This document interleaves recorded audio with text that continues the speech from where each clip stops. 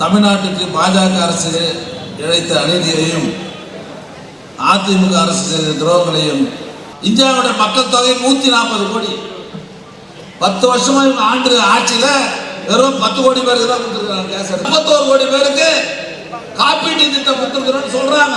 ஆனா ஒரு ஆட்டோ ஓட்டுறவன், கொத்தனார் வேலை பார்க்கறவன், சித்தாள் வேலை பார்க்கறவன், பூ விற்கிறவன், செருப்பு தைக்கிறவங்க, குடி திருக்கிறவங்க, இவங்கெல்லாம் ஆட்டோ மோடி வீடுன்னு சொல்லுவாங்க. அவங்க ஒன்றிய அரசு கொடுக்கறது 1.5 லட்சம் தான். 500 1000 நோட்டு செல்லாதுங்க. 2000 நோட்டு 500 நோட்டு புதுசா போட்டது யாரு? 2000 நோட்டு செல்லாதுன்னு சொன்னது யாரு?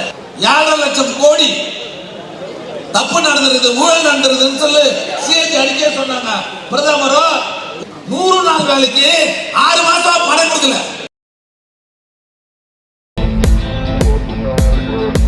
திருவரம்பூர் நாடாளுமன்ற தொகுதியின் சார்பில் மிகுந்த எழுச்சியோடு நடைபெறுகிற 10 ஆண்டு கால ஆட்சியில் தமிழ்நாட்டுக்கு பாஜக அரசு இழைத்த அநீதியையும் அதிமுக அரசு செய்த துரோகங்களையும் நாட்டு மக்களுக்கு எடுத்துச் சொல்வதற்காக நம்முடைய மாண்புமிகு தமிழ்நாடு முதலமைச்சர் அவர்கள் நம்முடைய இயக்கத்தினுடைய ஒப்பற்ற தலைவர் அண்ணன் தளபதி அவர்கள் உரிமைகளை மீட்க ஸ்டாலின் குரல் என்ற திட்டத்தின் மூலமாக இன்றைக்கு நாடு முழுவதும் இந்த பிரச்சார கூட்டங்களை நடத்திட வேண்டும் என்று நமக்கெல்லாம் கட்டளையிட்டு இன்றைக்கு நம்முடைய திருவரம்பூர் நாடாளுமன்ற தொகுதியின் சார்பில் திருவரம்பூர் பேரூரில் மிகுந்த எழுச்சியோடு இந்த கூட்டம் நடைபெற்றுக் கொண்டிருக்கிறது. நம்முடைய திருவரம்பூர் பகுதியில் வசித்துக் கொண்டிருக்கிற வணிக பெருமக்களே, பத்திரிகை ஊடகங்களைச் சேர்ந்த நண்பர்களே, இளைஞர்களைச் சேர்ந்த என்னுடைய அன்பு தம்பிமார்களே, பெருமளவில் இந்த நிகழ்ச்சியில் கலந்து கொண்டிருக்கிற என்னுடைய அன்பு சகோதரிகளே, தாய்மார்களே, நண்பர்களே, வருகை தந்திருக்கிற உங்கள் அனைவருக்கும் என்னுடைய அன்பான வணக்கம். இன்றைக்கு தமிழ்நாடு முழுவதும் இருக்கிற ஒட்டுமொத்த நாடாளுமன்ற தொகுதிகளிலும் 16 இன்றைக்கு, நாளைக்கு, நாளன்னைக்கு 3 நாட்களும் எல்லா தொகுதிகளிலும் இது போன்ற எழுச்சியான கூட்டங்களை நடத்தி இன்றைக்கு மத்திய அரசு செய்கிற அயோக்கியத்தனங்கள், நம்முடைய தமிழகத்தை வஞ்சிக்கிற அந்த திட்டங்களை எல்லாம் பொதுமக்களுக்கு எடுத்துச் சொல்ல வேண்டும் என்று நமக்கு கட்டளையிட்டு இன்றைக்கு நாடு முழுவதும் இது போன்ற கூட்டங்கள் நடைபெறுகிறது. இன்றைக்கு நம்முடைய திருவரம்பூரில் நான் எதிர்பார்த்ததை விட மிகச் சிறப்பாக இந்த கூட்டம் இன்றைக்கு நடைபெற்றுக் கொண்டிருக்கிறது. இன்னைக்கு பார்த்தீங்கன்னா ஒரு மாசமா இந்தியா முழுவதும் எல்லா மாநிலங்களிலும், நம்ம மாநிலத்தில் மட்டும் இல்லை, இந்தியா முழுவதும் எல்லா மாநிலங்களிலும் ஒன்றிய அரசு அந்தந்த மாநில மொழிகளில நாளிதழ், எஃப்எம் ரேடியோவில், அதே போல டிவியில எல்லாம் பார்த்தீங்கன்னா விளம்பரம் கொடுத்துட்டு இருக்கிறாங்க. நீங்க பார்த்துட்டு இருக்கீங்க, 2 நிமிஷத்துக்கு ஒரு விளம்பரம் வந்துட்டு இருக்கு. என்னன்னு, இலவசமா கேஸ் இணைப்பு கொடுத்துருக்கிறோம். பார்த்துருப்பீங்கன்னு நினைக்கிறேன். நாங்க எவ்வளவு பேர் கொடுத்துருக்கிறோம் சொன்னா 10 கோடி பேருக்கு நான் கேஸ் இணைப்பு கொடுத்துருக்கிறோம். கேஸ் இணைப்பு கொடுத்துருக்கிறோம் இந்தியா முழுவதும். இந்தியாவுடைய மக்கள் தொகை 140 கோடி 10 வருஷமா இவங்க ஆண்டு ஆட்சியில வெறும் 10 கோடி பேருக்கு தான் கொடுத்துருக்காங்க கேஸ் இணைப்பு. ஆனால் நம்முடைய ஒப்பற்ற தலைவர் கலைஞர் அவர்கள் 2006-11 நாடு முழுவதும் இருக்கிற மக்களுக்கு இலவச கேஸ் அடுப்பு தந்த தலைவர் கலைஞர். இவங்க இப்பதான் இந்த வேலை திட்டத்தை ஆரம்பிச்சிருக்கிறாங்க. ஆக இந்தியாவுக்கே வழிகாட்டக்கூடிய பல்வேறு திட்டங்களை அது வகுத்து அதை செயல்படுத்திய அரசு திமுக அரசு, கலைஞர் அரசு என்பதை எல்லாம் மறந்துடக்கூடாது. அது மட்டும் இல்ல, இந்த காப்பீட்டு திட்டத்தை எவ்வளவு பேர் கொடுத்துருக்காங்க? 31 கோடி பேர் கொடுத்துருக்காங்க. விளம்பரம் இது நம்ம தமிழ்நாட்டில் மட்டும் இல்ல, இந்தியா முழுவதும் அந்தந்த மாநில மொழிகளில ஆயிரக்கணக்கான கோடி ரூபாய் செலவு பண்ணி விளம்பரம் பண்ணிட்டு இருக்கிறாங்க மத்திய அரசு, ஒன்றிய அரசு. 31 கோடி பேருக்கு காப்பீட்டு திட்டம் கொடுத்துருக்கிறோம்னு சொல்றாங்க விளம்பரத்துல. ஆனால் நம்முடைய தலைவர் கலைஞர் அவர்கள் 2006-11 நாட்டில் இருக்கிற ஒட்டுமொத்த குடும்பத்திற்கு ஏழைக்கும் கலைஞர் காப்பீடு திட்டம் கொண்டு வந்து வசதியா இருக்கிற பெரிய ஹாஸ்பிட்டல் போய் மருத்துவம் பார்த்து வந்துருவான். ஆபரேஷன் பண்ணணும்னா அப்போலோ போவாங்க, ரேலாண்ட் போவாங்க. பெரிய ஹாஸ்பிட்டல் போய் 10 லட்சம் 15 லட்சம் செலவு பண்ணிட்டு வெளியே வந்துருவாங்க. ஆனா ஒரு ஆட்டோ ஓட்டுறவன், கொத்தனார் வேலை பார்க்கறவன், சித்தாள் வேலை பார்க்கறவன், பூ விற்கிறவன், செருப்பு தைக்கிறவங்க, குடி திருக்கிறவங்க, இவங்கெல்லாம் ஆட்டோ டைம் வந்தா 5 லட்சம் 10 லட்சம் என்ன பண்ண முடியும்? தான் போகணும். ஆனா அப்பேற்பட்ட ஏழை மக்களை பாதுகாத்திட என்பதற்காக கலைஞர் காப்பீடு திட்டத்தை 2006 தொடங்கி லட்சக்கணக்கான ஏழை மக்களை பாதுகாத்த தலைவர் கலைஞர் இல்லையா? ஞாபகம் வச்சுங்க. எவ்வளவு திட்டங்கள் சொல்லியாச்சு, நம்மால் மறந்துடுறாங்க. நேற்று ராத்திரி என்னப்பா சாப்பிட்ட கர்நாடக கடை தெரியாது மொத்தம் சொல்லுவார். இதை நினைவுபடுத்துவதற்கு தான் நாங்கள் இந்த கூட்டத்தை போட்டுக்கிறோம். ஆனா மறந்துக்கூடாதுன்றதுனால தான் நாங்கள் இந்த நிகழ்ச்சியில இது மாதிரி செய்திகளை நாங்கள் சொல்லிட்டு இருக்கிறோம். ஆக 31 கோடி பேருக்கு தான் மத்திய அரசு கொடுக்குது. நாம தமிழ்நாடு முழுவதும் அந்த ஏழைகளுக்கெல்லாம் ஒட்டுமொத்த மக்களுக்கும் கலைஞர் காப்பீடு திட்டத்தை கொண்டு வந்த அரசு திமுக அரசு. அது மட்டும் இல்ல, ஜல்ஜீவன் ஒரு ஸ்கீம் எடுத்து வந்தாங்க. எல்லா ஊர்லயும் கொடா போட்டு ஏற்கனவே ஒழுங்கா தண்ணி வந்துருங்க. ஊராட்சியில் வந்த தலைவர்லாம் தெரியும், நகராட்சியில் இருக்கிறவங்களுக்கு தெரியாது. எல்லா ஊர்லயும் கொடா போடுறாங்க. என்ன பண்ணா ஜல்ஜீவன் ஸ்கீம்ல இருக்கிறதோடலாம் பாழாக்கி உட்காயிச்சு பைப்பு போட்டான். ஏற்கனவே அது ஒழுங்கா தண்ணி வந்தது. இப்ப இந்த பைப்பு போட்டா பாருங்க, ஒரு வீட்டுல கூட தண்ணி வரல. ஊராட்சி மன்ற தலைவர் நிறைய பேர் வந்திருப்பீங்க, உண்மையா இல்லையா? உண்மை. இப்ப நாங்க அதை சரி பண்ணிட்டு இருக்கோம். இந்த பைப்பு போடலாம் எங்கெங்க தப்பு இருக்குது அதை சரி பண்ணி நாங்க அந்த பைப் லைன்லாம் அந்த வீடுகளுக்கு ஒழுங்கான முறையில் தண்ணி வரக்கூடிய ஏற்பாடு பண்றோம். நம்ம தலைவர் கலைஞர்கள் 1970 தமிழ்நாட்டில் இருக்கிற ஒட்டுமொத்த குடும்பத்திற்கும் பாதுகாக்கப்பட்ட குடிநீர் தரன்னு சொல்லி 1970 குடிநீர் வடிகால் வாரியத்தை கொண்டு வந்து நாடு முழுவதும் எல்லா கிராமங்களிலும் வாட்டர் டேங்க் கட்டி 10 நாளைக்கு ஒரு முறை ப்ளீச்சிங் பவுடர் போட்டு பாதுகாக்கப்பட்ட குடிநீர் தந்த ஒரே தலைவர் கலைஞர் திமுக என்பதை நீங்க மறந்துடக்கூடாது. வீடு தரம் 50 லட்சம் பேர் வீடு கொடுக்குறாங்க. விளம்பரம் இது கொடுக்குறதே 1 லட்சம், நாம 7 லட்சம் கொடுக்குறோம். அடுக்குமாடி வீடு இருக்குல்ல, மோடி வீடுன்னு சொல்லுவாங்க. அவங்க ஒன்றிய அரசு கொடுக்குறது 1.5 லட்சம் தான். இருக்கிற மானிய திட்டங்களே அதிகமான 7 லட்சம் ரூபாய் மானியம் கொடுக்கிற ஸ்கீம் நகர்ப்புற வாழ்விட மேம்பாட்டு வாரியத்தில் இருக்கிற அடுக்குமாடி வீடுக்கு தான் 8 லட்சம் ரூபாய். இவங்க இந்தியா முழுவதும் 140 கோடி பேர் இருக்கிற மக்கள் தொகையில 50 லட்சம் பேருக்கு தான் வீடு கொடுத்துருக்காங்க. ஆனால் நம்முடைய ஒப்பற்ற தலைவர், நம்முடைய இளைஞர்களின் தெய்வமாக இருக்கிற கலைஞர் அவர்கள் 71ஆம் ஆண்டு தமிழ்நாட்டில் இந்தியாவிலே முதல்ல குடிசை மாற்று வாரியம் ஒன்று கொண்டு வந்து பக்கிங்காம் கால்வா, அடையாறு, கூவன் நதிக்கரைகளில் எந்தவித அடிப்படை வசதியும் இல்லாத வாழ்ந்த அந்த மக்களுக்கு இவங்களும் காங்கிரீட் வீடுகளை வாழணும்னு சொல்லி அடுக்குமாடி வீடுகளை கட்டி அந்த மக்களை எல்லாம் காங்கிரீட் வீடுகளை குடியமர்த்த செய்த தலைவர் கலைஞர். அது மட்டும் இல்ல, அன்னை இந்திரா தொகுப்பு வீடு தெரியுமா? நகரத்தில் இருந்து தெரியாது, கிராமத்தில் இருந்து சொல்றேன். நிறைய கிராமத்தில் இருந்து வந்தவர்கள் நிறைய பேர் தெரியும். தலைவர் கலைஞர் அவர்கள் நம்ம மாவட்டம் காட்டு பக்கத்துல தான் அந்த அன்னை இந்திரா வீட திறந்தார். யாரை வச்சு தெரியுமா? பாபு ஜெகஜீவன் ராம், காங்கிரஸ் மூத்த தலைவர், ராணுவத்துறை அமைச்சராக இருந்தாரு, உணவுத்துறை அமைச்சராக இருந்தாரு. அந்த தலைவரை கொண்டு வந்து இந்த காட்டு பக்கத்துல, பூந்தமல்லி பக்கத்துல, காட்டு பக்கத்துல அந்த வீடு திறந்தார்.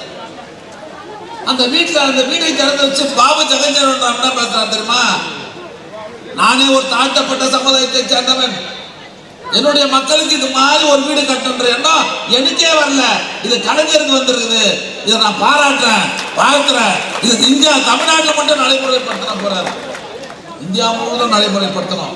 கலைஞரே நீங்க டெல்லிக்கு வாங்க, பிரதமராக இருக்கிற இந்திரா அம்மா கிட்ட பேசுவோம். தலைவர் போனார் அடுத்த வாரமே பேசி, ஒன்றிய அரசு ஒரு பங்கு, மாநில அரசு ஒரு பங்கு, இன்னைக்கு இந்தியா முழுவதும் அந்த அன்னை இந்திரா தொகுப்பு வீடு இருக்குல்ல, தாழ்த்தப்பட்ட பகுதிகளில் அந்த வீடு இன்னைக்கு லட்சக்கணக்கான வீடுகள் கட்டது காரணம் கலைஞர் என்கிற மாமனிதன். நேற்று கூட தலைவர் சட்டமன்றத்தில் 2000 கோடி ரூபாய் கட்டண வீடுகளை புதுப்பிப்புக்கிறதுக்காக 2000 கோடி ரூபாய் ஒதுக்கி இருக்கிறார். பாத்தீங்களா இல்லையா?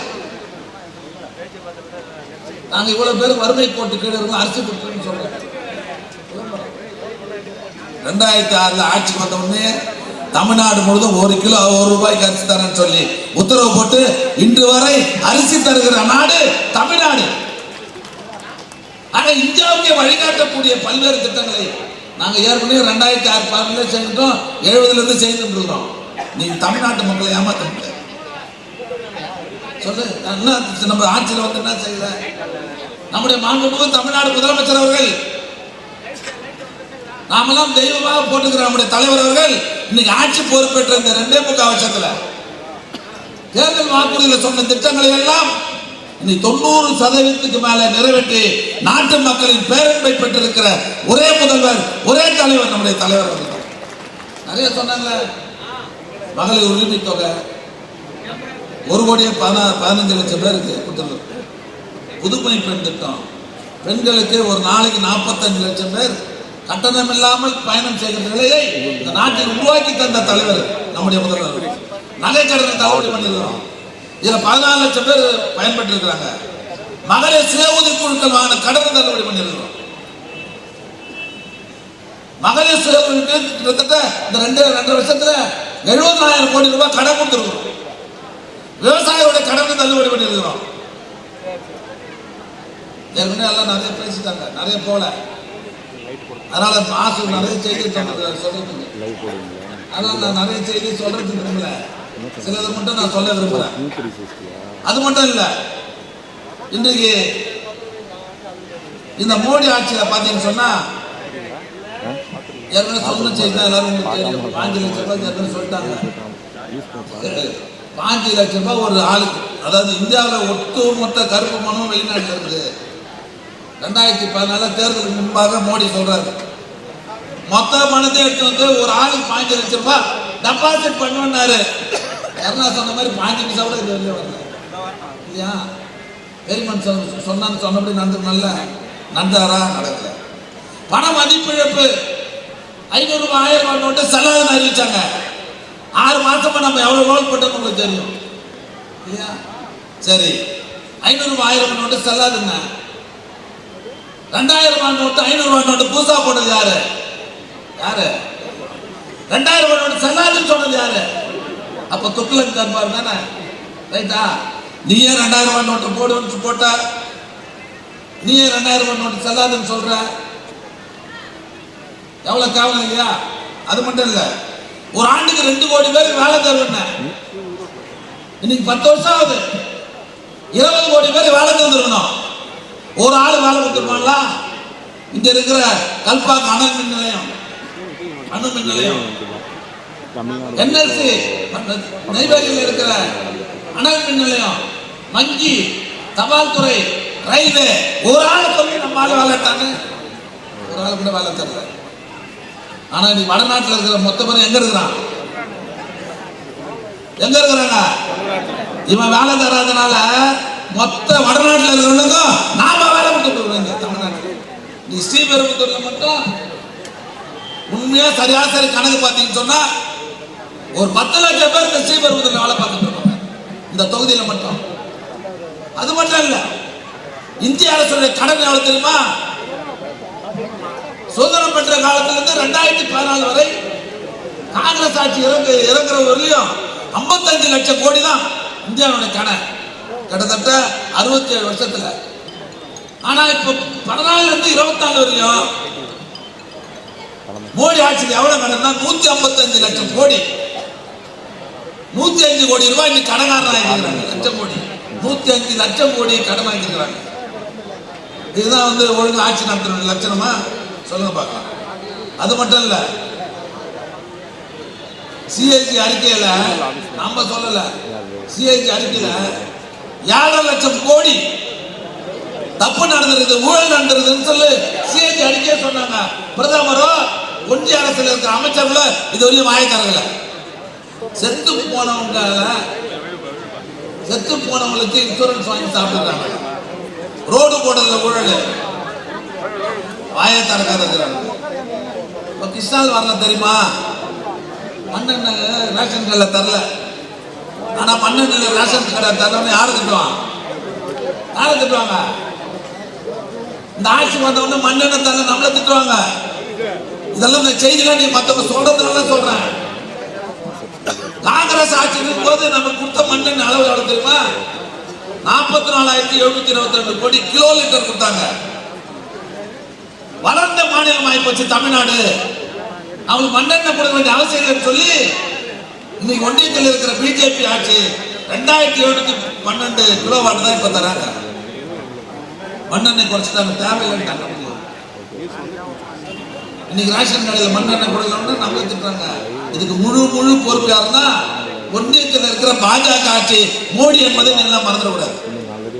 100 நாள் வேலை செய்யறது நிறைய பேர் வந்திருக்கீங்களா? 6 மாசமா பணம் வரலையா? கிராமத்தில் இருக்கிறதா தெரியும், நகரத்தில் தெரியாது. 100 நாள் வேலைக்கு 6 மாசமா பணம் கொடுக்கல. இந்த ஏழைங்களுக்கு கடை வச்சுட்டு இருக்காங்க. 2500 கோடி ரூபாய் நம்ம தமிழ்நாட்டுக்கு வர வேண்டிய பணத்தை இன்னும் கொடுக்காம 6 மாசமா கடப்புல போட்டுட்டு இன்னைக்கு பாக்கி வச்சுட்டு இருக்காங்க. அதையும் என்ன பண்றாங்க? கிராமங்களில் தெரியல, உங்க ஆட்சியில தாங்க தரல. நேற்று கூட ஒரு ஊருக்கு போனேன், 100 நாள் வேலை 4 மாசம் ஆச்சுப்பா, பணம் வரலப்பா. ரவி, உண்மையா இல்லையா? கிராமத்தில் இருக்கிற சொல்லுங்க, பணமே வரல. இதுக்கு காரணம் யாரும் நம்ம கிடையாது, ஒன்றியத்தில் இருக்கிற பிஜேபி ஆட்சி, மோடி ஆட்சி நாம வச்சுருக்கேன். இதெல்லாம் நீங்க சொல்லணும். வல்லணி வரணும். மொத்த நயா பைசா தரல. பாரதியை பத்தி பேசுறாரு, திருவள்ளுவரை பத்தி பேசுறாரு நம்ம பிரதமர். வெள்ளத்துல பாய்ச்சவன் நீ பணம் தர தேவையில்லை, சும்மா ஆறுதல் வந்து ஒரு ஊருக்கு நல்லா விசாரிச்சுட்டு போயிருந்தா கூட போய் ஆறுதல் பண்ணுவோம். நல்லா விசாரிச்சுக்கும் வரல, நம்ம கொடுக்க வேண்டிய பணத்துமா தரல. இப்பேற்பட்ட ஒரு கேடு கட்ட ஆட்சி தான் மத்தியில் இருக்கிற பிஜேபி ஆட்சி, மறந்துடக்கூடாது. அது மட்டும் இல்லை, பெட்ரோல் விலை அத்தியாவசிய பொருள் ஏறுதுன்னு சொன்னா அது காரணம் பெட்ரோல் டீசல் விலை ஆட்டோமேட்டிக்கா. பெட்ரோல் வந்து காங்கிரஸ் ஆட்சி 2014 1 லிட்டர் 58 ரூபாய் இருந்தது. இன்னைக்கு எவ்வளவு? 103 ரூபாய். 103 ரூபாய், 45 ரூபாய் இருக்கு. டீசல் 55 ரூபாய் இருந்தது, இன்னைக்கு 95 ரூபாய், 40 ரூபாய் இருக்குது. வீட்டுக்கு போடுற கேஸ் 414 ரூபாய் இருந்தது, இன்னைக்கு எவ்வளோ? 920 ரூபாய். எட்டுன்னு வந்து போடுறவனுக்கு ஒரு 50 ரூபாய் இல்லையா? 920 ரூபாய், 414 ரூபாய் இருக்குது. கமர்ஷியல் கேஸ் ஹோட்டலுக்கு போடுவாங்க பாருங்க, டீ கடை ஹோட்டலுக்கு, அது 850 ரூபா இருந்தது 2014. இன்னைக்கு சாயங்காலம் வரையும் 1937 ரூபாய், 1837 ரூபாய், 1087 ரூபாய் இருக்குது. நியாயமா? ஜிஎஸ்டி வரி போட்டாங்க. ஹோட்டலுக்கு போறோம், 2 இட்லி ஒரு வடை சாப்பிட்றோம், பில்லு 100 ரூபாய். ஆனா ஜோபில இடத்துல கொடுக்குறது எவ்வளோ? 118 ரூபாய்.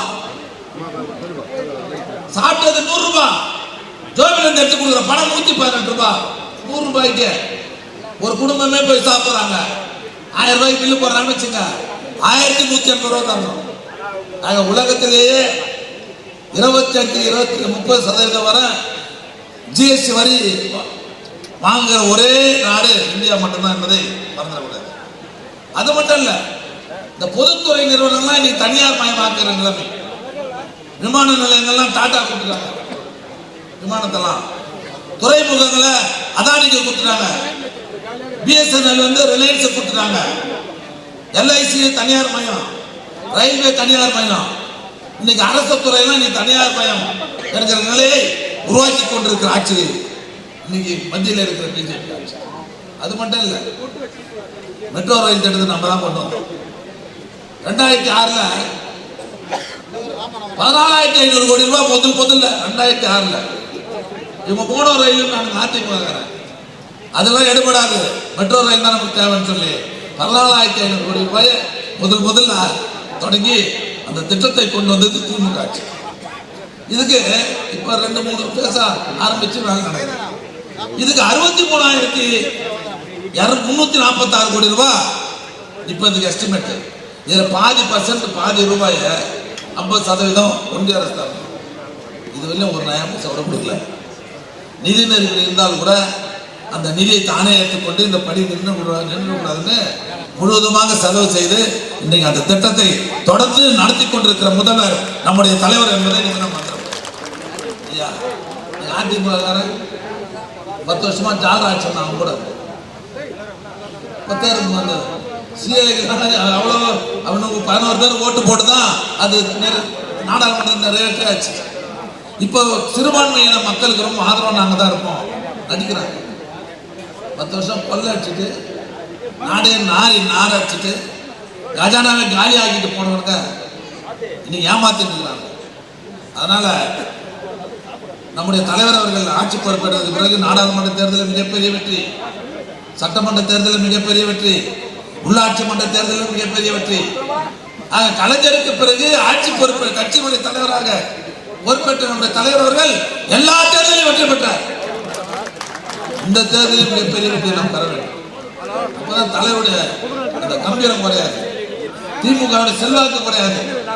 இந்த இந்தியாவில் இருக்கிற மற்ற மாநிலங்கள்லாம் திமுகவை பார்த்து மிரண்டு போயிருக்கிறாங்க. அந்த கம்பீரம் அப்படியே இருக்கணும்னு சொன்னா வர நாடாளுமன்ற தேர்தலில் மிகப்பெரிய வெற்றி நாம் பெற வேண்டும். உங்கள் அனைவருக்கும் மாவட்ட திராவிட முன்னேற்ற கழகத்தின் சார்பில் என்னுடைய நன்றியை தெரிவித்து விடைபெறுகிறேன். நன்றி.